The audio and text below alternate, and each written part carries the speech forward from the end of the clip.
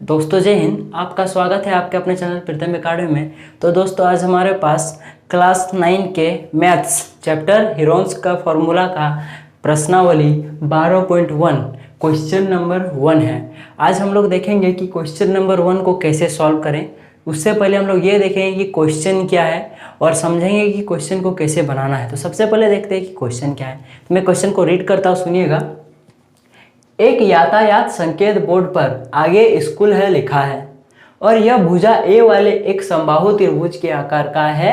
Heron के सूत्र का प्रयोग करके इस बोर्ड का क्षेत्रफल ज्ञात कीजिए यदि इस बोर्ड का परिमाप आपका 180 सेंटीमीटर दिया हुआ है। तो ओवरऑल क्वेश्चन का मतलब क्या है कि एक यातायात संकेत बोर्ड मतलब आप जैसे कभी बहुत सारे रास्ते में जब आप चलते हो, देखते हो रोड के साइड में कुछ इस त्रिभुजाकार इस टाइप का बोर्ड लगा हुआ रहता है, कहीं पे इस टाइप का बोर्ड लगा हुआ रहता है। उसमें बहुत सारे निशान होते हैं, ऐसे होते हैं या बहुत सारे निशान होते हैं। यहाँ पे बहुत सारे बोर्ड में लिखा हुआ रहता है कि आगे स्कूल है, वाहन का रफ्तार 30 किलोमीटर पर आवर होना चाहिए, इस तरह लिखा हुआ रहता है। आप देखते हो बगल में, तो उसी टाइप का एक बोर्ड है जो त्रिभुजाकार है और वो क्या है, एक समबाहु त्रिभुज के आकार का है जिसमें क्या लिखा हुआ है, आगे स्कूल है। तो सबसे पहले हम लोग एक काम करते हैं, एक समबाहु त्रिभुज का एक फिगर बना लेते हैं। समबाहु त्रिभुज कैसा होता है, इस टाइप का होता है। तो समबाहु त्रिभुज वहां पे बोर्ड किस टाइप का होगा, एक यहाँ पे नीचे एक इस टाइप का होगा, एक लकड़ी जैसा होगा। तो इसको तो हम लोग को देना है नहीं, सिर्फ त्रिभुज का काम कर, त्रिभुज से मतलब है हम लोग को। तो ये क्या है, एक समबाहु त्रिभुज है जिसका क्या दिया हुआ है, आप देखिए ए भुजा वाले एक समबाहु त्रिभुज, मतलब इसके भुजा का एक भुजा का मान आपको ए दिया हुआ है। तो अब सबसे पहले हमको आप ये बताइए कि समबाहु त्रिभुज होता क्या है। तो समबाहु त्रिभुज क्या होता है, देखिए समबाहु त्रिभुज का कुछ प्रॉपर्टी है। उसका क्या प्रॉपर्टी है कि उसकी जो तीनों भुजाएं हैं वो क्या होती है, आपस में बराबर होती है। अब भुजाएं बराबर है तो कोण भी आपस में बराबर होंगे, यानी कि ये भुजा ये भुजा ये भुजा तीनों आपस में बराबर है। ये अगर भुजा 4 सेंटीमीटर है तो ये भी 4 होगा, ये भी 4 होगा। ये अगर 6 है तो ये 6 होगा, ये 6 होगा। और क्वेश्चन में यहाँ पे ये ए दिया हुआ है, यानी कि ये भुजा भी ए होगा, ये भुजा भी क्या होगा, ए होगा। यहाँ तक आपको समझ में आ गया। अब कोण का तो हम लोग को यहाँ पे काम है नहीं, सिर्फ आप जान लीजिए कि इसके कोण भी आपस में क्या होते हैं, बराबर होते हैं। ये अगर 60 डिग्री तो ये भी 60 डिग्री, ये भी 60 डिग्री। सिर्फ हम लोग को भुजा का काम है। और आप लोग को क्वेश्चन में क्या दिया हुआ है कि हीरोन का फॉर्मूला का उपयोग करके इसका क्षेत्रफल ज्ञात करना है। तो सबसे पहले आप सोचिए, हीरोन के फॉर्मूला के लिए आपको क्या चाहिए, इसकी साइड चाहिए, इसकी भुजाएं चाहिए। तो भुजाओं का मान तो दिया हुआ है ए, तो अब ए को आप कैसे पुट कीजिएगा। तो अगर हम लोग को ए का मान पता चल जाए तो आप आराम से हीरोन का फॉर्मूला का उपयोग करके इसका क्षेत्रफल ज्ञात कर सकते हो। तो ए का मान कैसे ज्ञात होगा, तो देखिए आपको यहाँ पे परिमाप दिया हुआ है 180 सेंटीमीटर। परिमाप क्या होगा, इस समबाहु त्रिभुज के चारों ओर की बाउंड्री, देखिए इसकी 3 भुजाएं हैं, तो इस भुजा यानी तीनों भुजा को आप जब ऐड कीजिएगा तब आपको परिमाप ज्ञात हो जाएगा। तो इससे हम लोग भुजा भी निकाल लेंगे और जब भुजा निकल जाएगा तब हम लोग एस निकाल लेंगे, और जब एस निकल जाएंगे तो हीरोन का फॉर्मूला पुट करके हम लोग आराम से इसका आंसर निकाल लेंगे, इसका क्षेत्रफल एरिया ज्ञात कर लेंगे। तो चलिए हम लोग क्वेश्चन को सॉल्व करते हैं। क्वेश्चन को सॉल्व करके समझते हैं। तो सबसे पहले हम लोग लिखेंगे कि क्या दिया हुआ है क्वेश्चन में। लिखता हूं मैं, आपको क्वेश्चन में क्या दिया हुआ है, आप इसको भुजा ए मान लीजिए, इसको भुजा बी मान लीजिए, इसको आप भुजा सी मान लीजिए। आपको भुजा ए का मान क्या दिया हुआ है, ए का मान खुद यहाँ पे ए दिया हुआ है। अब भुजा ए का मान ए दिया हुआ है, भुजा बी का मान क्या दिया हुआ है, ये भी ए दिया हुआ है। भुजा सी का मान क्या दिया हुआ है, ये भी ए दिया हुआ है। ये आपको पता है, क्वेश्चन में दिया हुआ है। तो अब हम लोग को क्या चाहिए, ए चाहिए। और ए ज्ञात करने के लिए हम लोग को क्या दिया हुआ है, 180 सेंटीमीटर दिया हुआ है। तो सबसे पहले हम लोग क्या करेंगे, चूंकि क्या लिखेंगे हम लोग, इसका परिमाप क्या होगा। देखिए परिमाप क्या होता है इस त्रिभुज का, A plus B plus C equal to, जो इसका परिमाप होगा। तो परिमाप आपको 180 सेंटीमीटर दिया हुआ है, तो चलिए हम लोग लिख लेते हैं 180 सेंटीमीटर। ये आपका परिमाप हो गया। और परिमाप तो आपको दिया हुआ है 180 सेंटीमीटर। आपको क्या करना है, भुजाओं के मान के जगह पे ए ए ए पुट कर देना है, क्योंकि अभी तो आपको सिर्फ इतना पता है कि भुजा ए का मान ए है, भुजा बी का मान भी ए है, भुजा सी का भी मान ए है। चलिए हम लोग मान पुट कर देते हैं। ए का मान तो ए दिया हुआ है, बी का मान भी ए है, सी का मान भी ए है, इक्वल टू 180 सेंटीमीटर। सेंटीमीटर को भी नहीं लिखते, चलिए अब आप एक करके, अब एक चीज यहाँ पे गौर कीजिए कि आपके पास जो यहाँ पे दिया हुआ है ए तीनों क्या है, एक जाति का है, यानी कि ये आपस में जुड़ जाएगा, ऐड हो जाएगा। तो यहाँ पे चूंकि तीनों प्लस में है तो क्या हो जाएगा, एगो ए और एगो ए और एगो ए, तो क्या गो ए हुआ, 3 गो ए हुआ। तो क्या लिख देंगे हम लोग, 3 गो ए इक्वल टू कितना है, 180 सेंटीमीटर है। चलिए अब यहाँ पे देखिए आप 3 ठो ए के क्या है, गुना में है। तो जब इधर गुना में है तो बराबर के उधर जाएगा तो किस में होगा, भागा में होगा। तो चलिए ए बचेगा, तो ए को मैंने लिख दिया। अब 3 को क्या करेंगे, 180 के भागा में चला जाएगा। अब इसको हम लोग काटते हैं तो 60 आएगा, यानी कि आपका ए क्या निकल गया, 60 निकल गया। तो मतलब हम लोग को ए का मान 60 निकल गया। अब जब इस ए का मान 60 निकल गया तो इस ए का भी मान तो 60 ही होगा, इसका भी मान तो 60 ही होगा। यानी कि आपको पता चल गया कि इसकी भुजाएं कितनी सेंटीमीटर करके है, 60 सेंटीमीटर करके इसकी भुजाएं हैं। तो अब हम लोग को भुजाओं का मान ज्ञात हो गया, इसलिए हम लोग क्या लिखेंगे, अर्थात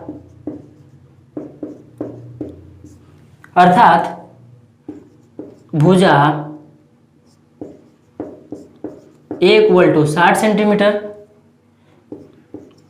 B equal to 60 centimetre, C equal to 60 centimetre. ये सब आपका भुजा का मान आ गया। अब हम लोग के पास जब भुजा का मान आ गया तो अब हम लोग क्या करेंगे, एस निकाल लेंगे और फिर हीरोन का फॉर्मूला पुट करके आंसर निकाल लेंगे।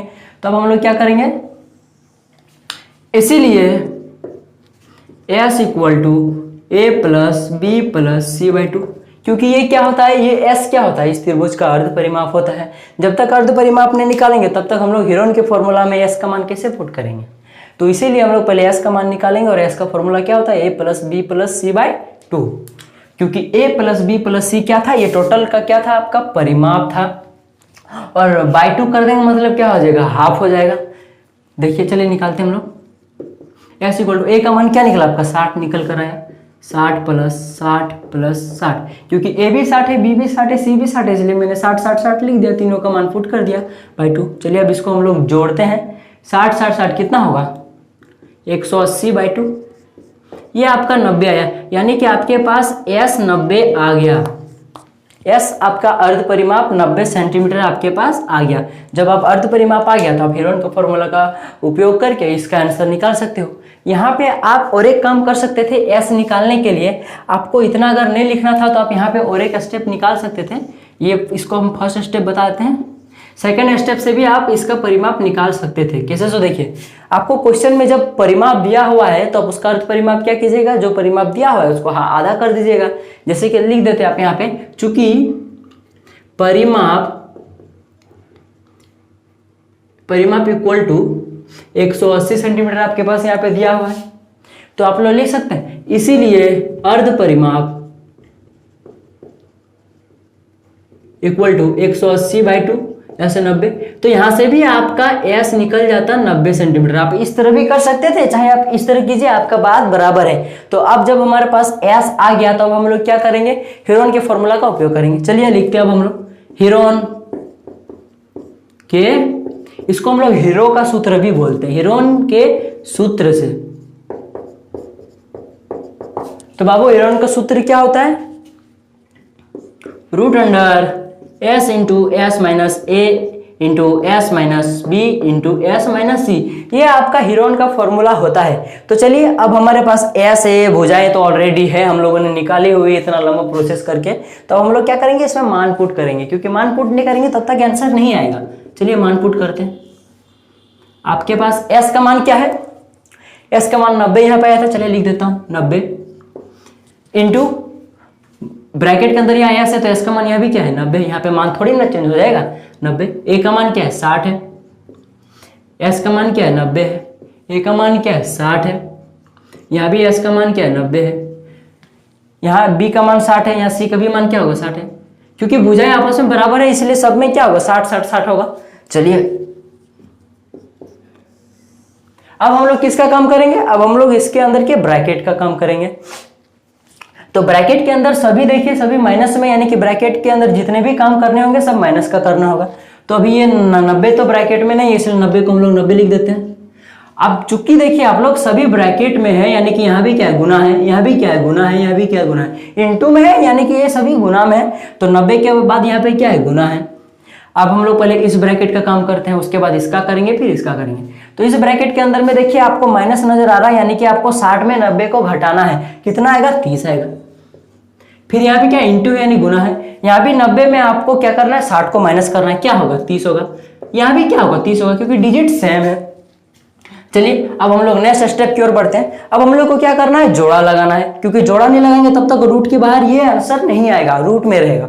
तो हम लोग को जो जो रूट के बाहर निकलेगा, मतलब जो जो जोड़ा लगेगा उसको बाहर कर देंगे, और जो जो जोड़ा नहीं लगेगा वो रूट में रहने देंगे।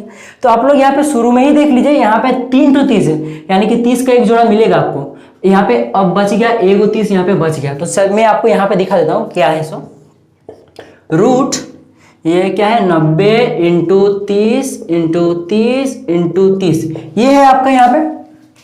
देखिए 30 का आपको एक जोड़ा मिल गया, यानी कि रूट के बाहर आपका एक 30 आ जाएगा। यहाँ पे एक 30 है और यहाँ पे 90 है, तो क्या हम लोग 90 को इस तरह लिख सकते हैं? देखिए मैं लिख के दिखाता हूँ यहाँ पे आपको। 90 को क्या हम लोग इस तरह लिख सकते हैं? 3 इंटू 30 गुना करके देखिए क्या आएगा? 90 आएगा।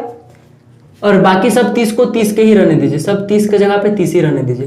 तो यहाँ पे आप देखिए 30 का एक जोड़ा निकल गया, यहाँ भी 30 का एक जोड़ा निकल गया, बस 3 बच गया। यानी कि आपका 30 का 2 जोड़ा निकलेगा। तो 2 जोड़ा जब निकलेगा, यानी 30 का आपको 2 जोड़ा मिलेगा, यानी कि 2 to 30 आपका बाहर आएगा। 30 इंटू 30 √3, यही आप जब गुना कीजिएगा तब आंसर आ जाएगा। चलिए अब हम लोग क्वेश्चन में है उसको सॉल्व करते हैं। ये तो मैंने समझाने के लिए इधर लिख दिया था, अब मैं मेन जगह पे लिखता हूँ जहाँ पे इसको लिखना है। चलिए मैंने आपको दिखा दिया, 90 को आप किस तरह तोड़ दीजिए? 3 इंटू 30 कर दीजिए, और क्वेश्चन में 3 तो 30 ही लिख देते हैं। अब जोड़ा लगा दीजिए, देखिए 30 का एक जोड़ा मिल गया, 30 का और एक जोड़ा मिल गया, 3 एक बच गया अकेला, यानी कि ये रूट में रह जाएगा। तो आपका ये आंसर क्या निकल के आएगा? चूंकि 30 का 2 जोड़ा है, यानी कि यहाँ पे 2 to 30 निकलेगा। 30 इंटू 30, एक जोड़ा में 1 गो निकलता है, 2 जोड़ा में 2 गो निकलता है। अब आपका डिपेंड करता है कि जोड़ा किसका है। अब गुना रूट में क्या है? 3 है, क्योंकि 3 का कोई जोड़ा नहीं, बेचारा अकेला है। अब सॉल्व करते हैं। अब हम लोग क्या करेंगे? गुना करेंगे। तो क्या रूट वाला को और सबको गुना करेंगे? नहीं करेंगे, रूट के बाहर वाला को गुना करना है, रूट के अंदर वाले को गुना करना है। और रूट के अंदर में तो कुछ है ही नहीं, यानी 3 को किसी से गुना नहीं करना है, बस रूट के बाहर में क्या है? 30 है, तो 30 को हम लोग पहले गुना कर लेते हैं। 30 को 30 के साथ गुना कीजिए, कितना होगा? 900 इंटू √3, क्योंकि इसको किसी से गुना करना है नहीं। तो यही आपका आंसर हो गया। लेकिन आप यहाँ पे इंटू को आप नहीं भी लिखेगा तो चलेगा, यानी कि आप सिर्फ लिख दीजिए 900 √3। और चूंकि भुजाएं किस में दी हुई है? आपको सेंटीमीटर में दी हुई है। देखिए यहाँ सेंटीमीटर है, यानी सब इसके आंसर भी क्या होगा? सेंटीमीटर स्क्वायर में होगा। यही आपका क्वेश्चन नंबर 1 का आंसर है। तो आपको ये समझ में आ गया। तो इस टाइप के नेक्स्ट क्वेश्चन को हम लोग अगले वीडियो में सॉल्व करेंगे। तब तक